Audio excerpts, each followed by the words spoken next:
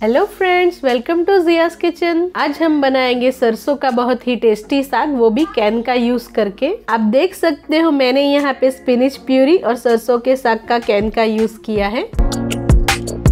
Friends, इस recipe को बनाना बहुत ही आसान है और बहुत ही जल्दी बनने वाली टेस्टी रेसिपी है।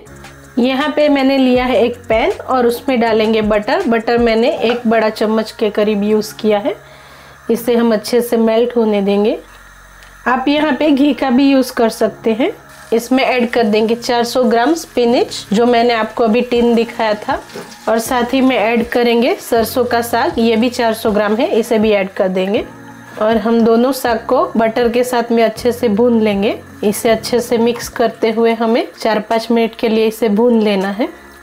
अब हम इसमें ऐड करेंगे एक बड़ा चम्मच अदरक, इसे मैंने बारीक चॉप कर लिया है, और 2 बड़े चम्मच लहसुन, इसे भी बारीक चॉप कर लिया है। आप चाहे तो यहाँ पे पेस्ट का यूज कर सकते हैं, पर इसमें चॉप किए हुए अदरक लहसुन का टेस्ट ज्यादा अच्छे से आएगा। और साथ ही में ऐड करेंगे हरी मिर्च। यहाँ पे मैंने 4 हरी मिर्चों को बारीक चॉप कर लिया है। और साथ ही में ऐड कर देंगे नमक। नमक आप अपने स्वाद अनुसार ऐड कर सकते हैं। सारी चीजों को हम अच्छे से साग में मिक्स कर लेंगे। फ्रेंड्स, इस स्टेप को आप कुकर में भी कर सकते हैं। कुकर में आप एक विसल इसमें दे सकते हैं सारी चीजों को मिक्स करके। और मैं यहाँ इसे पैन में रेडी कर रही हूँ। अब इसे हम कवर कर लेंगे और 7 से 8 मिनट के लिए मीडियम फ्लेम पे पकने के लिए छोड़ देंगे, और बीच बीच में 1-2 बार चला लेंगे इसे। तो अब हम इसे चेक कर लेंगे। आप देख सकते हैं हमारा साग थोड़ा सा कलर चेंज हो गया है। अब हम इसमें ऐड करेंगे मक्की का आटा। तो मैं यहाँ पे 3 बड़े चम्मच ऐड कर रही हूँ, और इसे हम थोड़ा थोड़ा करके मिलाएंगे। तो थोड़ा हम पहले डाल देंगे, और इस तरीके से मथनी या पोटैटो मैशर का भी यूज कर सकते हैं। और इससे हमें आटे को अच्छे से हमारे साग में मिलाते जाना है। एक साथ में डाल देंगे तो आटे की गुठलियां बन जाएंगी, इसलिए हम थोड़ा थोड़ा करके ऐड करेंगे। इसमें जो हमने अदरक लहसुन बारीक कट करके यूज किया है, ये भी थोड़ा सा मैश हो जाएंगे, और इसके जो डंठल है थोड़े बहुत, वो भी अच्छे से मैश हो जाएंगे। वापस से थोड़ा मक्की का आटा ऐड करके मिला लेंगे। तो इसी तरह से हमें सारे आटे को साग में मिलाते हुए पका लेना है। तो हम बाकी का बचा आटा भी इसमें ऐड कर देंगे। इससे हमारे साग में ग्रेवी में थिकनेस आएगा और थोड़ा सा टेस्ट भी इसका बढ़ जाएगा। इस प्रोसेस को हमें मीडियम फ्लेम पे 5-6 मिनट के लिए करना है।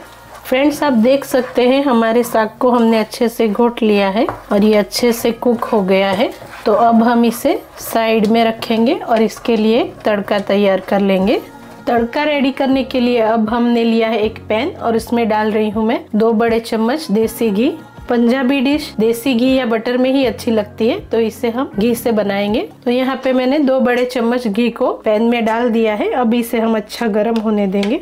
घी हमारा अच्छे से अब गर्म हो गया है। तो अब हम इसमें ऐड करेंगे 1/4 जितनी हींग, और एक मीडियम प्याज को मैंने बारीक चॉप कर लिया है, इसे ऐड कर लेंगे। प्याज को घी में अच्छे से हमें भूनना है, तो इसे अच्छे से मिक्स कर लेंगे और मीडियम फ्लेम पे भूनेंगे। और साथ ही में ऐड करेंगे 2 हरी मिर्च और 3 लाल मिर्च को मैं ले रही हूँ यहाँ पे, इसे भी डाल देंगे। तो इसे हमें मीडियम फ्लेम पे अच्छे से भूनना है जब तक इसका कलर थोड़ा सा चेंज हो जाए। हमारे प्याज यहाँ पे घी में अच्छे से भून चुके हैं, और आप देख सकते हैं इसका कलर भी चेंज हो चुका है। तो बस हमें इतना ही चेंज करना है, ज्यादा कलर इसका चेंज नहीं करना है। आप चाहे तो फ्रेंड्स इसे तेल में भी बना सकते हैं, पर घी और बटर में इसका टेस्ट और अच्छा आता है। अब हम इसमें ऐड करेंगे 1 छोटी चम्मच लाल मिर्च पाउडर, 1/4 छोटी चम्मच हल्दी पाउडर, और इससे हम अच्छे से मिक्स कर लेंगे।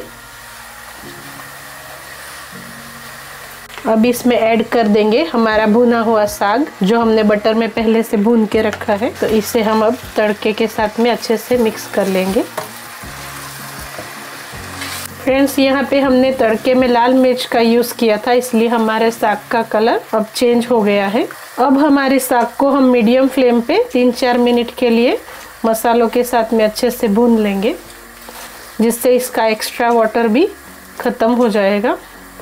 फ्रेंड्स आप देख सकते हैं हमारा साग यहाँ पे बन के रेडी है और देखने में कितना टेस्टी लग रहा है। अब हम इसे प्लेट में निकाल लेंगे। फ्रेंड्स यहाँ पे हमारा टेस्टी सरसों का साग बन के रेडी है। आप इसे मक्की की रोटी के साथ में एंजॉय करें। फ्रेंड्स अगर आपको मेरी रेसिपी अच्छी लगी तो मेरे चैनल को लाइक, शेयर और सब्सक्राइब जरूर करें और बेल आइकन को दबाना ना भूलें। Thank you.